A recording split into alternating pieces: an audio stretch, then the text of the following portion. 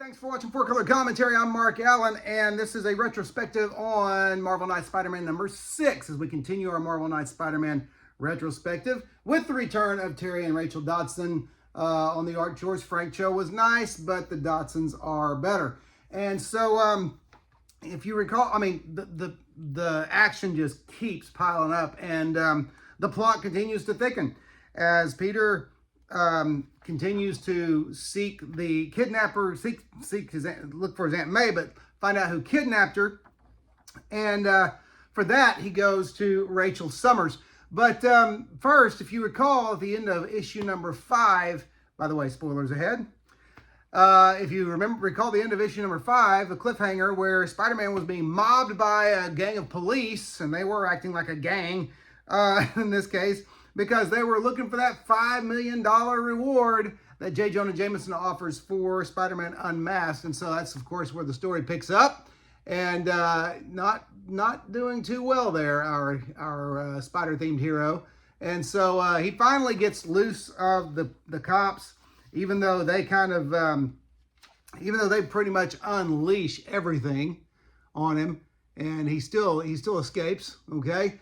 But so anyway, things are getting pretty crazy for Spidey out there, and he next has lunch with Mary Jane, and they're talking about, you know, she's got an investigation of her own going, and he's talking about telling her about the investigation, what his investigation is turning up, and meanwhile you have wannabes, you have fakers coming into J. Jonah Jameson's office at the Daily Bugle telling him, hey, I'm Spider-Man, give me my $5 million. And so, you know, you got this going on.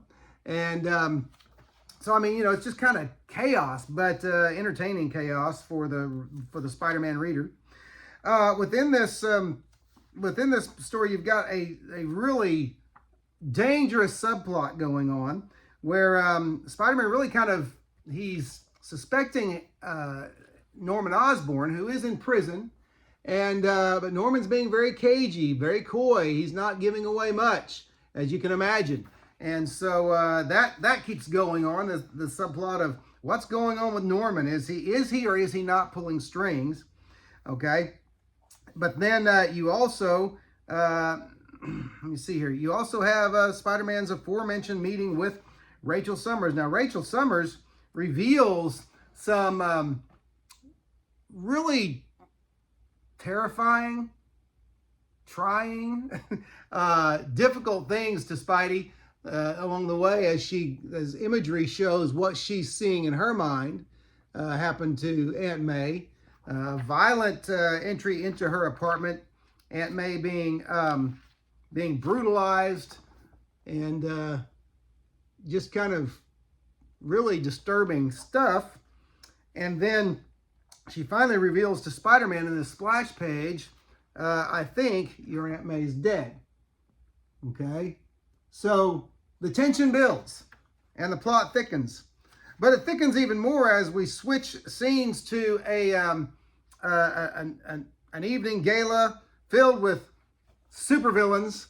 You think, why would supervillains be getting together in a local theater gathering place?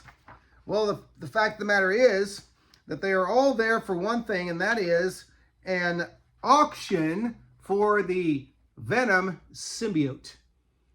And that's the disturbing cliffhanger there. They are gathering to bid on the symbiote. Can you imagine a more troubling scenario than all of Spider-Man's villains, the ones who hate him the most, you know, making bids on his most dangerous foe, basically. So anyway, man, MK Spider-Man just continues to hit. And, you know, I don't know, like I say, I don't know why I let this series go. We do that. We read series, then we let them go, and then we think, I should never have let that go. But it's hitting harder for me than it did even back when it first came out over 20 years ago. I'm not sure why, but about 20 years, no, over 20 years ago. And so anyway, it's well worth the read. If you can gather these up, especially the first 12 issues, which are all Miller and Dodson's, you need to go out there and get those. But anyway, that's it. That's Spider-Man retrospective on MK Spider-Man number 6. I highly recommend it. You should go out there and get it and enjoy when you do. Hey, if you haven't, don't forget to like, comment, and subscribe to 4-Color Commentary, but especially comment.